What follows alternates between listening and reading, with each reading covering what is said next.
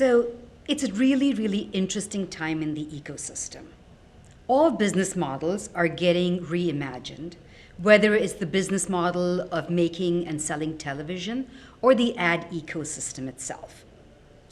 There's a lot we can learn from the mistakes of the past. We can learn from digital programmatic, display programmatic, and how there was a flight to the bottom and a flight from quality, and not repeat those mistakes in this point of our life cycle. So what we're looking to do is to deliver great content experiences and great advertising experiences.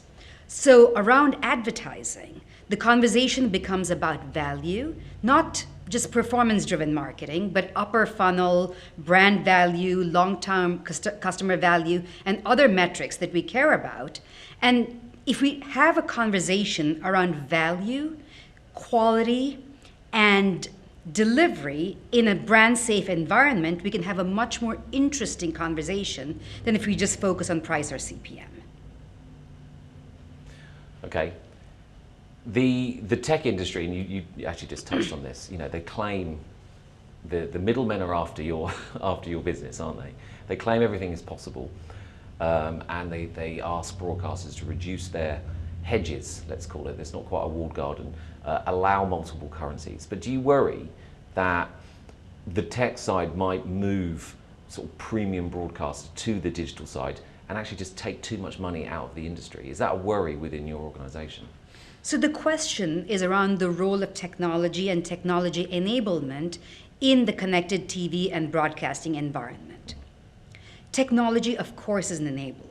It's an incredible enabler. It enables us to do all kinds of things that were unimaginable a year ago, if not 10 years ago.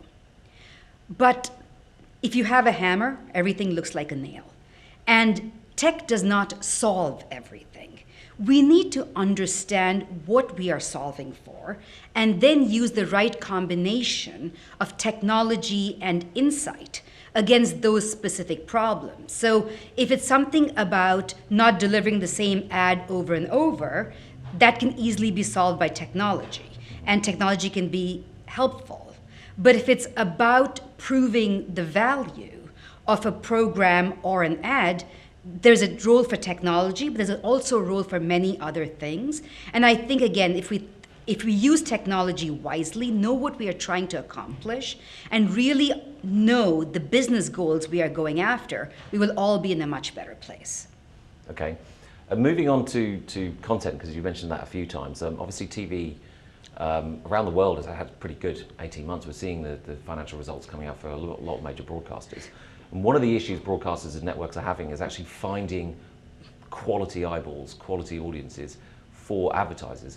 What are CBS doing about that particular challenge? So the question is around premium ad impressions and what is going on there and whether there are fewer audiences. I want to put one myth to bed. There's actually no reduction in the viewing of television. If anything, in a COVID and not quite post-COVID world, there is so much more consumption that is happening, and this will only grow. We are minutes, if not years away from self-driving cars. I have a Tesla myself, and it is shocking what that can do. And we will open up more and more opportunities for people to consume premium content. But I think what we're mixing up is whether all of that content is ad-supported and whether all of that content is ad-supported in a premium context. It is true that as some viewing moves from linear to streaming, the ad structure shifts, right? And there are lots and lots of ways of monetizing those eyeballs. What I will say is that content consumption is at an all-time high. Premium content production is at an all-time high. Advertising opportunities are at an all-time high, but again, we have to pivot the conversation from price, CPM, and other base metrics to really what we're trying to accomplish as businesses and how we partner together in moving this forward. So your digital assets, streaming services, BVOD, whatever you want to call it, make up for the declines in linear?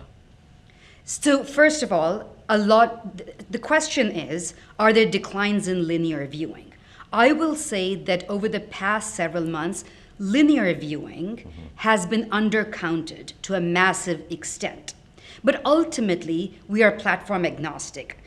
If people watch us on CBS at 8 o'clock on Sunday, or watch us on our AVOD app, or watch us on Paramount Plus, or on Pluto TV, we are truly agnostic about that, and overall viewing is not going down by any means. If all of our data indicates that overall viewing is actually going up. So I think the disconnect is that the advertising models have not necessarily caught up to where the audience is, and that's the shift so many people are feeling so much pain from. And then finally, in your role sort of with data analytics, measurement, platform and viewing and consumer sort of behaviour, just over the past sort of 18 months, just briefly tell me what are the sort of most surprising and alarming trends, and then with a bit of future gazing, what will CBS do to tackle these challenges and perhaps exploit them? So the question is around television over the past 18 months and the role it's played and where things are going. TV has demonstrated its value in the lives of consumers in incalculable ways over the past 18 months. When we all had to go home, in my case, it was March 11th, 2020, that I had to go home and leave everything in my office, and so on, TV was what kept us alive. TV connected us. TV kept us entertained when we wanted to be entertained. TV made us laugh when we needed to laugh. But TV also told us about COVID and what was safe and what was not safe and what we could do and what we could not do. No one would have thought that PowerPoint presentations on television around disease spread and R knots were going to become compelling television, but they did. So television was the lifeline for America and much of the world through this. We connected through television, we laughed with television, we cried with television. We had great, great moments of television, like Harry and Meghan talking to Oprah, or Adele in that glorious setting last week, again talking to Oprah about what life is like for a single mother after divorce. So I feel television has more than revealed its role in the life of humanity over the past 18 months. And so what we are going to do and learn from this going into the future is go back to the basics. Go back to what we really do well, which is make great television and make it available to people in all the ways possible, and the business models will follow.